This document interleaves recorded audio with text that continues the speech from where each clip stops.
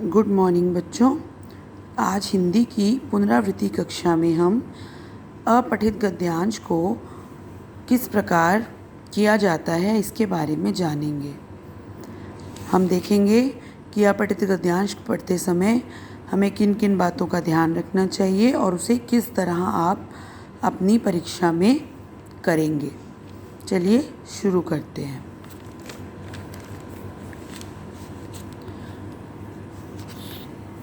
तो देखिए बच्चों, यह एक कहानी दी गई है। पहले हम इस कहानी को ध्यानपूर्वक पढ़ेंगे और उसके बाद इससे जुड़े हुए प्रश्नों को करेंगे। तो सबसे पहले जो भी लिखा है उस प्रश्न को पढ़ेंगे। दिए गए गद्यांश को पढ़कर प्रश्नों के उत्तर दो। पहले इस प्रश्न को पढ़ेंगे जिसमें कहा गया है कि ये गद्यांश मतलब जो भी स्टोरी या जो भी कहानी आपको दी गई है आप उसे ध्यानपूर्वक पढ़िए और फिर उससे जुड़े हुए जो भी क्वेश्चन दिए गए हैं, जो भी प्रश्न दिए गए हैं उन्हें आप कीजिए। तो चलिए पहले पढ़ते हैं कहानी। कहानी है, एक शहर में एक गरीब बूढ़ी औरत रहती थी। तो हम ध्यान से पढ़ेंगे कि बूढ़ी औरत है और वो कहाँ रहती है? शहर में रहती है। एक दिन उस औरत ने एक मुर्गी खरीदी। एक दिन उस औरत ने क्या खरीदा? मुर्गी खरीदी जो सोने का अंडा देती थी। और वो मुर्गी क्या करती थी? सोने का अंडा देती थी। बुढ़िया को अंडा देखकर लालच आ गया।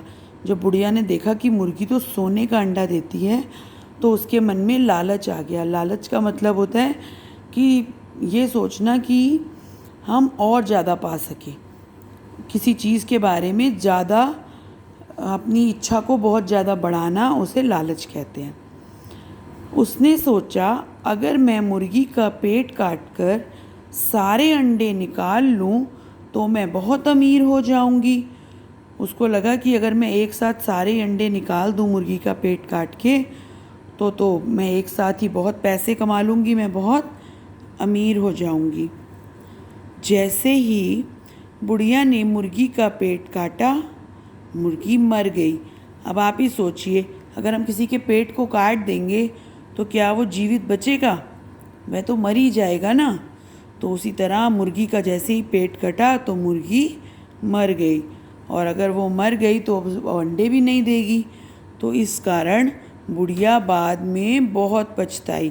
जब हम कोई बड़ी गलती करते हैं तो हमें दुख होता है, पछतावा होता है। तो उसी तरह अपनी गलती पर बुढ़िया बहुत पछताई।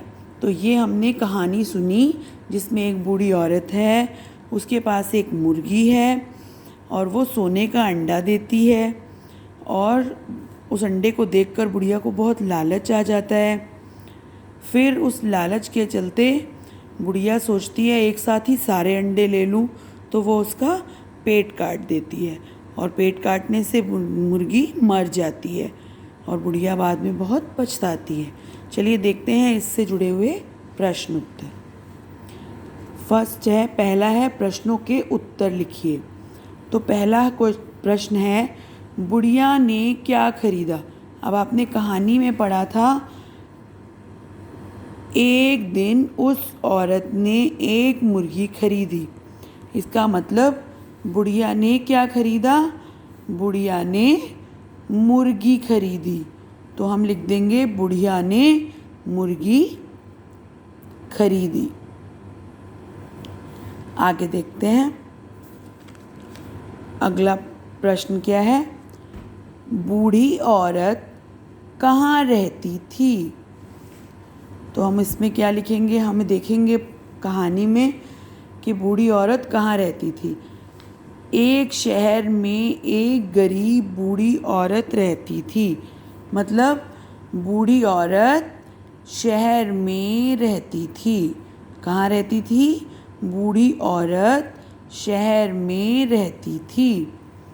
अगला है प्रश्न, बूढ़ी मुर्गी कैसे अंडे देती थी? तो मुर्गी जो अंडे देती थी वो कैसे थे? तो देखते हैं कहाँ लिखा है मुर्गी कैसे अंडे देती थी। जो सोने का अंडा देती थी। तो मुर्गी कैसे अंडे देती थी? मुर्गी सोने के अंडे देती थी। अगला प्रश्न है, दिए गए शब्दों के मिलते जुलते शब्द लिखिए। तो दिन का शब्द हम क्या बनाएंगे? मिलता जुलता शब्द का मतलब होता है जिनकी आवाज़ एक जैसी आई। तो मिलते जुलते शब्द में जो आखिर के शब्द होते हैं वो नहीं बदलते हैं, शुरू के शब्द बदल जाते हैं। जैसे दिन, तो दिन से मिलता जुलता शब्द आप लिख सकते हैं बिन, गिन। अगला है अंडा। अंडा से मिलता जुलता शब्द होता है डंडा, ठंडा। अगला है अगर। अगर से मिलता जुलता शब्द है मगर, डगर। फिर है जैसे। जैसे से मिलता जुलता शब्द है कैसे, तैसे, पैसे। इस तरह से हम मिलते जुलते शब्द लिखते हैं जिनकी आवाज़, जिनकी अंत वाली आवाज़, आखिरी वाली आवाज़ एक जैसी निकलती है। जैसे हमने किया दिन, तो बिन। बिन और दिन में आगे का व्यंजन बदल गया लेकिन पीछे की आवाज़ उसकी वैसी ही रही। ऐसे ही अंडा, डंडा, तो पीछे की आवाज़ अंग और डा वही रहा और आगे का व्यंजन बदल गया। उसी तरह अगर, मगर, तो पीछे के दो व्यंजन वैसे ही रहे और आगे का बदल गया। चलिए देखते हैं अगला प्रश्न। सही अथवा गलत का निशान लगाओ। तो जो चीज़ सही है उसके आगे हम सही का निशान लगाएंगे और जो गलत है उसके आगे हम गलत का निशान लगाएंगे। बुढ़िया को लालच आ गया। तो हमने कहानी में पढ़ा था ना कि बुढ़िया को लालच आ गया। देखिए कहाँ लिखा है, ये लिखा है बुढ़िया को अंडा देखकर लालच आ गया। तो हम इस पर सही का निशान लगा देंगे क्योंकि ये बात बिल्कुल सही है। अगला देखते हैं, मुर्गी मिट्टी का अंडा देती थी। क्या हमने कहानी में पढ़ा मुर्गी मिट्टी का अंडा देती थी? देखिए, जो सोने का अंडा देती थी।